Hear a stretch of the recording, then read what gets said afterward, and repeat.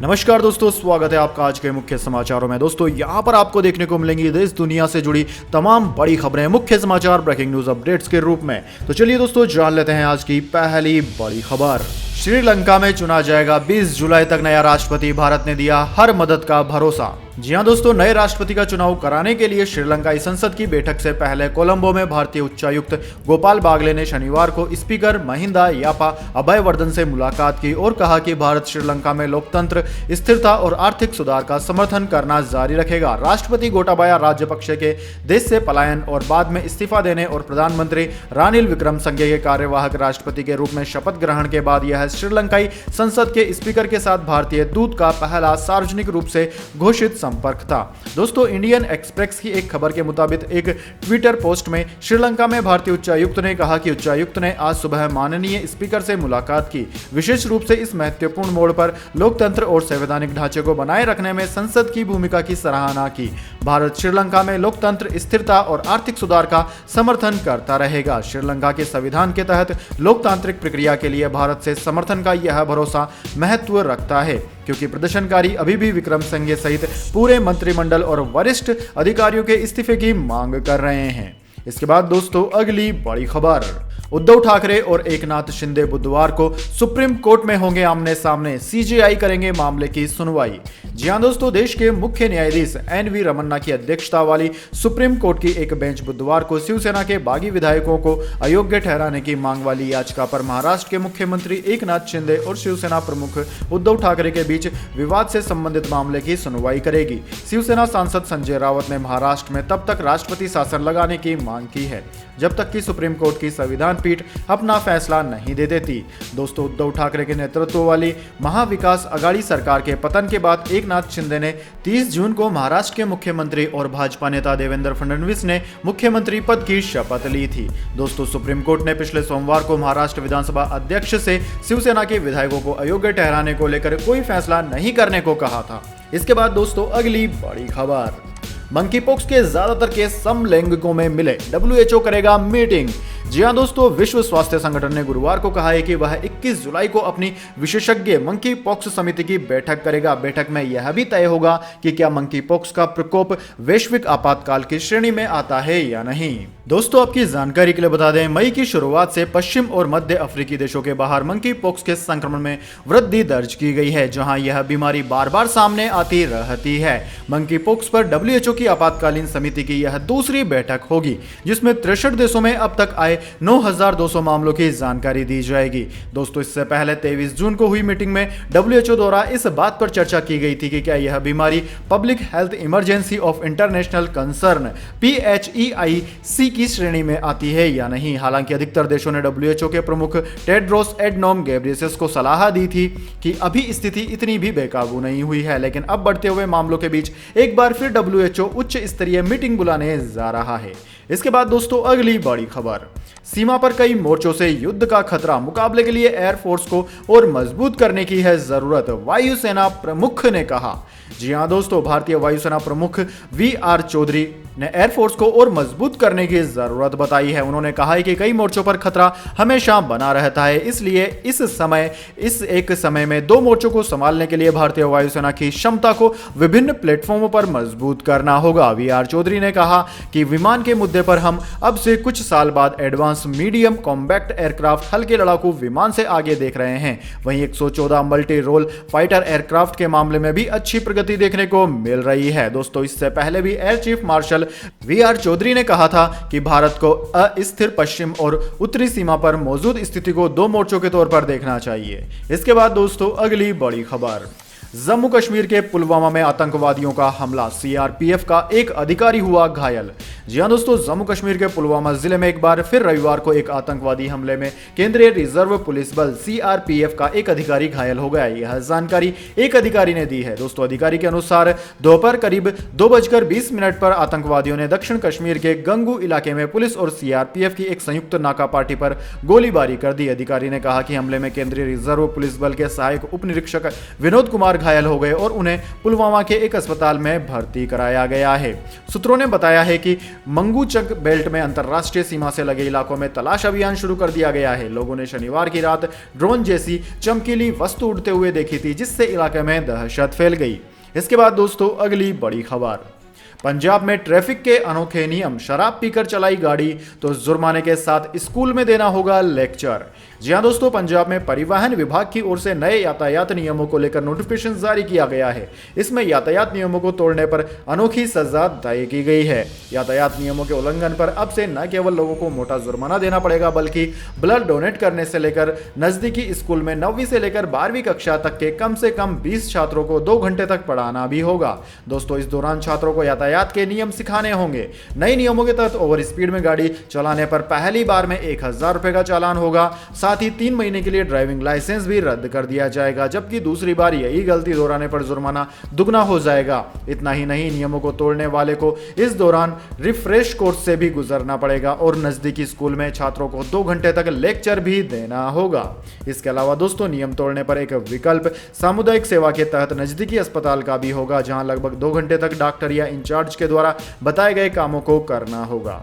इसके बाद दोस्तों अगली बड़ी खबर, संजय रावत ने की राष्ट्रपति शासन की मांग, महाराष्ट्र को 2 लोगों का कैबिनेट मनमाने ढंग से चला रहा है।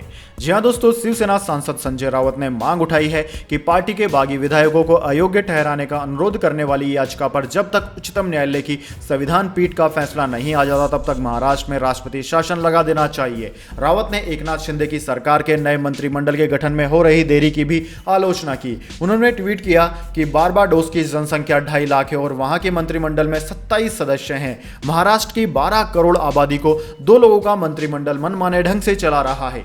संविधान का मान कहां रखा गया है? रावत ने मांग उठाई कि शिवसेना के बागी विधायकों को अयोग्य ठहराने का अनुरोध करने वाली याचिका पर जब तक उच्चतम न्यायालय की संविधान पीठ का फैसला नहीं आ जाता, तब तक महाराष्ट्र में राष्ट्रपति शासन लगा देना चाहिए।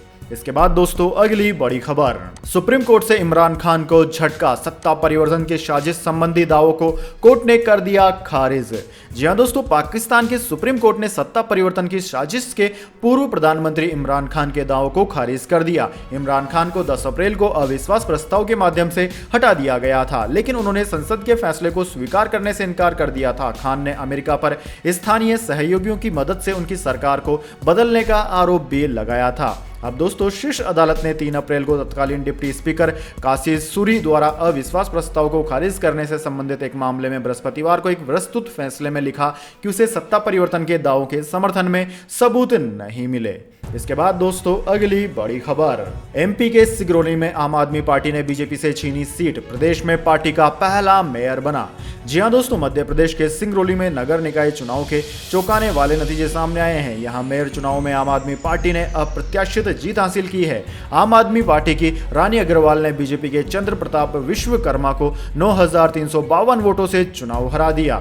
दोस्तों, ये सीट पहले बीजेपी के कब्जे में थी। आम आदमी पार्टी ने बीजेपी के किले को ढहाया है। इसके साथ ही आम आदमी पार्टी का प्रदेश में पहला मेयर भी बन गया है।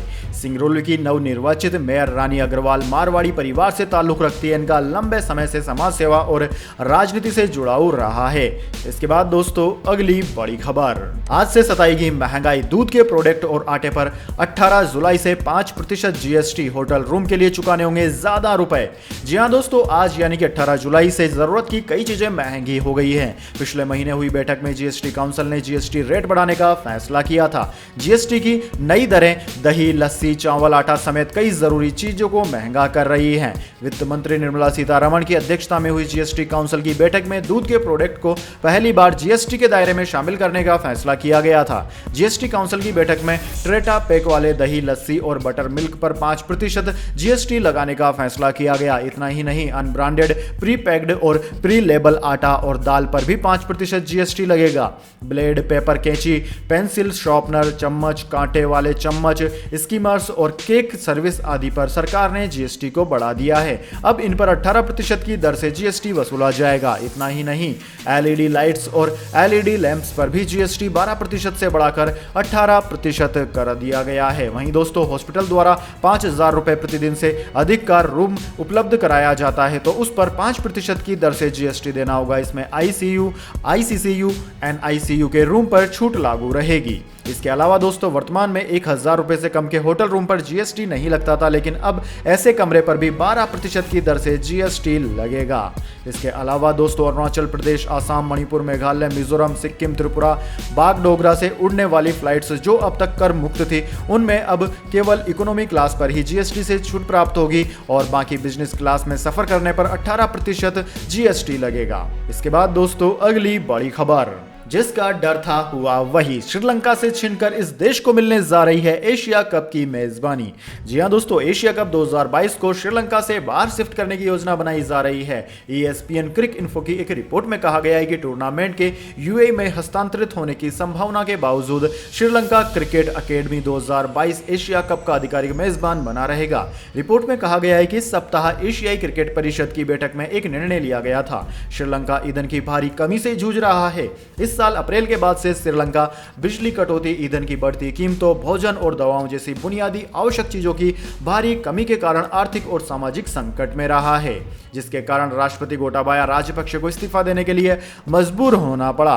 दोस्तों आपकी जानकारी के लिए बता दें, रिपोर्ट में कहा गया है कि आईसीसी 22 जुलाई को एशिया कप कार्यक्रम की घोषणा करने के लिए तैयार है और लीग चरण में भारत और पाकिस्तान 2 बार आमने सामने होंगे। डी सिल्वा ने कहा कि श्रीलंका में ईंधन की कमी और राजनीतिक अस्थिरता के कारण गंभीर स्थिति में भारत और पाकिस्तान के कई फैंस को देश में उड़ान भरने से रोक दिया जाएगा। उन्होंने आगे कहा कि टूर्नामेंट में भारत और पाकिस्तान के 2 मैच भी हैं और ऐसे लोग होंगे जो यात्रा करना और उन मैचों को देखना चाहते हैं। इस स्थिति के कारण लोग श्रीलंका की यात्रा करने में नाखुश होंगे। इसके बाद दोस्तों जाने अगली बड़ी खबर, लेकिन उससे पहले मेरी आपसे एक छोटी सी विनती है, अगर दोस्तों आपको अभी तक हमारी न्यूज पसंद आई तो इसे एक छोटा सा लाइक जरूर दे दीजिए और अगर आपको पसंद नहीं आई है तो बेशक आप डिसलाइक भी कर सकते हैं, लेकिन दोस्तों लाइक और डिसलाइक जरूर कीजिए क्योंकि दोस्तों यही हमारी मेहनत का फल होता है और इसी से हमें पता चलता है कि आपको हमारी वीडियोस पसंद आ रही है या नहीं। तो चलिए दोस्तों जान लेते हैं अगली बड़ी खबर। वेदर अपडेट, दिल्ली एनसीआर में सुहाना हो गया है मौसम। उत्तराखंड समेत कई राज्यों में भारी बारिश की इंडियन मेट्रोलॉजी डिपार्टमेंट ने दे दी है चेतावनी। जी हां दोस्तों, कई दिनों से उमस वाली गर्मी से परेशान दिल्ली के लोगों को शनिवार से राहत मिली है। दिल्ली एनसीआर में झमाझम बारिश से मौसम सुहाना हो गया। राष्ट्रीय राजधानी दिल्ली में आज यानी कि सोमवार सुबह से ही बारिश की गतिविधियां देखने को मिल रही है। मौसम विभाग की माने तो आज दिल्ली में बादलों का डेरा रहेगा। अगर तापमान की बात करें तो दिल्ली में आज न्यूनतम तापमान 27 डिग्री सेल्सियस और अधिकतम तापमान 37 डिग्री सेल्सियस दर्ज किया जाएगा। वहीं दोस्तों एक और जहां दिल्ली में लोगों को बारिश से राहत मिली तो वहीं गुजरात के कई इलाके इस वक्त बारिश का कहर झेल रहे हैं। गुजरात में पिछले कई दिनों से हो रही लगातार बारिश के चलते कई इलाके डूब गए। गुजरात के कई इलाकों में बाढ़ की स्थिति है। मौसम विभाग की माने तो गुजरात को अभी कुछ दिन तक बारिश से राहत नहीं मिलने वाली है। वहीं दोस्तों इसके अलावा पहाड़ी इलाकों की बात की जाए तो पहाड़ों पर भी आसमानी आफत बरस रही है। उत्तराखंड में भारी बारिश के चलते कई जगहों पर लैंडस्लाइड की घटनाएं देखने को मिली। भूस्खलन के चलते उत्तराखंड में कई रास्ते ब्लॉक हो गए। उत्तराखंड में बारिश अभी कुछ और दिन तक परेशान करने वाली है। उत्तराखंड के देहरादून में आज गरज के साथ भारी बारिश हो सकती है। इसके बाद दोस्तों अगली बड़ी खबर, डिजिटल मीडिया के साथ सही रेवेन्यू शेयर करना होगा। गूगल के खिलाफ कदम उठाने की तैयारी में भारत, खत्म होगा मोनोपोली का गलत इस्तेमाल। जी हां दोस्तों, केंद्र सरकार ने डिजिटल एडवर्टाइजमेंट में मोनोपोली के गलत इस्तेमाल के मामले में गूगल जैसे सर्च इंजन के खिलाफ कदम उठाने का मन बना लिया है। फिलहाल वो अपनी इन योजनाओं को अंतिम रूप देने में लगी है। दरअसल दोस्तों गूगल पर आरोप है कि वो मीडिया हाउसेज के डिजिटल कंटेंट पर भारी भरकम एड रेवेन्यू कमाता है, लेकिन पब्लिशर्स के साथ उचित मात्रा में से शेयर नहीं करता। इससे पब्लिशर्स को भारी वित्तीय नुकसान हो रहा है। सरकार के कदम से बिग टेक और भारतीय मीडिया के बीच रेवेन्यू शेयरिंग की व्यवस्था में निष्पक्षता आने की उम्मीद है। इसके बाद दोस्तों अगली बड़ी खबर, भारतीयों में बढ़ रहा है एसयूवी का क्रेज। 5 साल में कंपनियों ने उतारे 36 मॉडल, हो गई धड़ाधड़ बिक्री। जी हां दोस्तों, भारतीय सड़कों पर आपको सबसे ज्यादा Creta, Nexon, Seltos type XUV देखने को मिलेगी।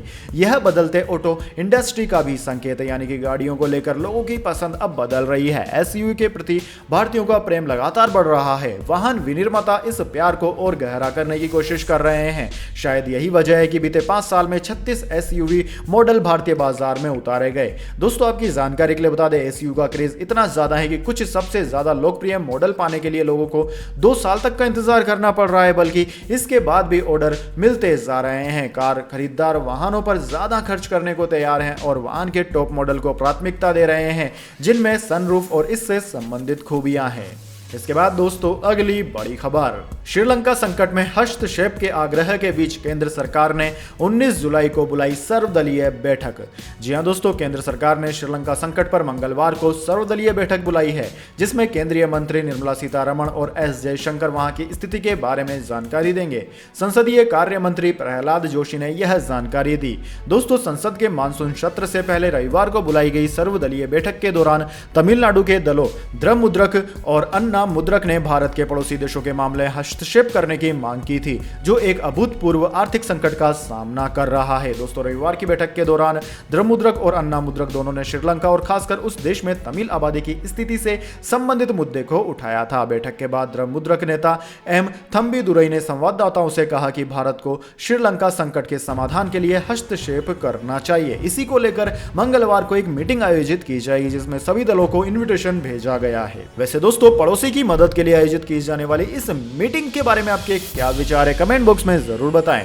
चलिए जान लेते हैं अगली बड़ी खबर।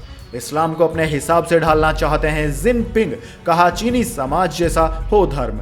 जी हां दोस्तों, चीन के राष्ट्रपति शी जिनपिंग ने अधिकारियों से इस सिद्धांत को लागू करने के लिए प्रयास तेज करने को कहा है कि चीन में इस्लाम को चीनी समाज के अनुरूप होना चाहिए और देश में धर्मों को चीन की सत्तारूढ़ कम्युनिस्ट पार्टी द्वारा अपनाए जा रहे समाजवादी समाज के अनुकूल होना चाहिए। शी जिनपिंग ने चीन के अस्थिर शिनजियांग इलाके का दौरा भी किया, जहां पिछले कई वर्षों से चीनी सुरक्षा बल प्रांत के बाहर से आए हान चीनी लोगों की बस्तियों को बसाने के खिलाफ उइगर मुसलमानों के विरोध को नियंत्रित करने के प्रयास कर रहे हैं। इसके बाद दोस्तों अगली बड़ी खबर, छत्तीसगढ़ कांग्रेस में फिर बड़ी टेंशन, मंत्री TS Singhdeo not reachable, CM Baghel की नहीं हो पा रही है बात।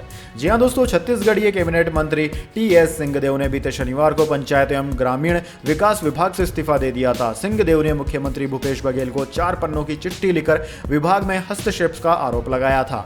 दोस्तों, आपकी जानकारी के लिए बता दें कि सिंहदेव के इस्तीफे के बाद छत्तीसगढ़ कांग्रेस में एक बार फिर अंदरूनी कलह शुरू हो गई है। वहीं सीएम बघेल ने भी सिंहदेव से बात करने की कोशिश की, लेकिन उनसे बात नहीं हो पाई। छत्तीसगढ़ के मुख्यमंत्री भूपेश बघेल ने बताया कि उन्होंने शनिवार देर रात कैबिनेट मंत्री टीएस सिंहदेव से फोन पर बात करने की कोशिश की, लेकिन उनसे संपर्क नहीं हो पाया है।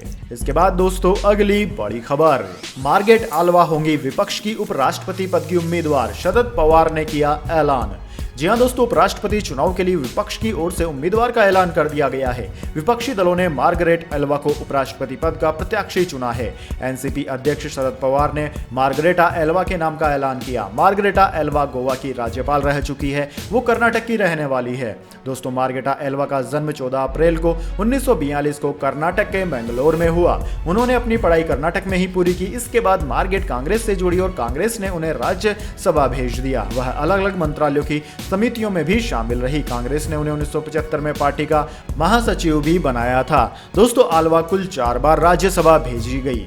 उसके बाद वो लोकसभा के भी सदस्य चुनी गई। इसके बाद दोस्तों अगली बड़ी खबर, विराट कोहली के सपोर्ट में उतरे टेनिस स्टार नोवाक जोकोविच, पीटरसन के ट्वीट पर किया रिएक्ट। जी हां दोस्तों, टीम इंडिया के स्टार बल्लेबाज विराट कोहली का हालिया प्रदर्शन काफी निराशाजनक रहा। इंग्लैंड के खिलाफ तीसरे वनडे मैच में कोहली महज 17 रन बनाकर आउट हो गए। कोहली को रिस टॉमली ने विकेटकीपर जोस बटलर के हाथों कैच आउट कराया। खराब फॉर्म के बावजूद दुनिया भर के स्टार प्लेयर्स विराट के सपोर्ट में उतर आए हैं। विराट कोहली को अब सर्बियाई टेनिस खिलाड़ी नोवाक जोकोविच का भी समर्थन मिला है। उन्होंने हाल ही में अपना 7वां विंबलडन खिताब जीता था। जोकोविच को पूर्व इंग्लिश क्रिकेटर केविन पीटरसन का वह पोस्ट पसंद आया, जिसमें उन्होंने शनिवार को विराट कोहली का सपोर्ट करते हुए उनकी जमकर तारीफ की थी। पीटरसन ने इंस्टाग्राम पर लिखा था कि आपके करियर के दौरान कुछ सर्वश्रेष्ठ रहे जिन्होंने यह खेल खेला। केवल काश वे वही कर पाते जो आप अब तक हासिल किया है। गर्व करें, आप लंबा खेले और जीवन का आनंद ले। वहां सिर्फ क्रिकेट के बायो बबल से कहीं अधिक है। दोस्तों, सर्बियाई प्लेयर ने इस पोस्ट पर लाइक किया है। इसके बाद दोस्तों अगली बड़ी खबर, मौसम विभाग की भविष्यवाणी पर लोगों ने उठाए सवाल। इंडियन मेट्रोलॉजी डिपार्टमेंट के निर्देशक बोले, पहले से बेहतर हुआ है पूर्वानुमान। जी हां दोस्तों, भारत मौसम विज्ञान विभाग द्वारा हाल ही में दिल्ली एवं कुछ अन्य स्थानों के लिए की गई मानसून की भविष्यवाणी को लेकर सवाल उठाए गए हैं। हिमखंड टूटने और अमरनाथ गुफा के पास बादल फटने की घटनाओं को लेकर भी सवाल उठे। कुछ लोगों का कहना है कि पश्चिम देशों के मौसम विभाग की तरह आईएमडी उतना कुशल नहीं है। देश में मौसम के पूर्वानुमान की चुनौतियों, प्रणाली की कमियों तथा भविष्य की योजनाओं को लेकर भारत मौसम विज्ञान विभाग के महानिदेशक मृत्युंजय महापात्रा ने भाषा के 5 सवाल एवं उनके जवाब भी दिए। उन्होंने कहा कि मौसम की भविष्यवाणी के मॉडल बड़े पैमाने पर विशिष्ट प्रकार के उपकरणों द्वारा एकत्रित कर आंकड़ों पर निर्भर करते हैं। इसके लिए रडार उपग्रह से प्राप्त डेटा, सतह अवलोकन केंद्र और कंप्यूटरिंग उपकरण आदि की जरूरत होती है ताकि मौसम की भविष्यवाणी और पूर्वानुमान व्यक्त किया जा सके। हमें यह समझना होगा कि यह एक जटिल प्रक्रिया है और 100% सत्य भी नहीं होती है। तो दोस्तों यह थी आज की तमाम बड़ी खबरें। इसके बाद दोस्तों बारी आती है आज के माइंड क्विज क्वेश्चन की। जी हाँ दोस्तों, एक आसान से सवाल का जवाब देकर आप जीत सकते हैं एक अमेजिंग सरप्राइज गिफ्ट हमारे यूट्यूब चैनल की ओर से। तो दोस्तों आज का सवाल आपकी स्क्रीन पर आ चुका है। क्रिकेट के इतिहास में सबसे ज्यादा बार वनडे यानी कि ओडीआई वर्ल्ड कप कौन सी टीम ने जीते हैं? जी हाँ दोस्तों, अगर आप जानते हैं कि क्रिकेट के इतिहास में सबसे ज्यादा वनडे वर्ल्ड कप जीतने वाली टीम का नाम क्या है तो जल्दी से कमेंट बॉक्स में लिख दीजिए। अगर दोस्तों आपका जवाब होता है एकदम सही और आप चले जाते हैं लकी विजेता के रूप में, तो आपको मिल सकता है एक अमेजिंग सरप्राइज गिफ्ट हमारे यूट्यूब चैनल की ओर से। तो दोस्तों जल्दी से अपना उत्तर कमेंट बॉक्स में लिख दीजिए, वीडियो को लाइक कर लीजिए और चैनल को सब्सक्राइब करके बेल आइकन भी दबा लीजिए। धन्यवाद। वंदे मातरम। जय हिंद, जय भारत।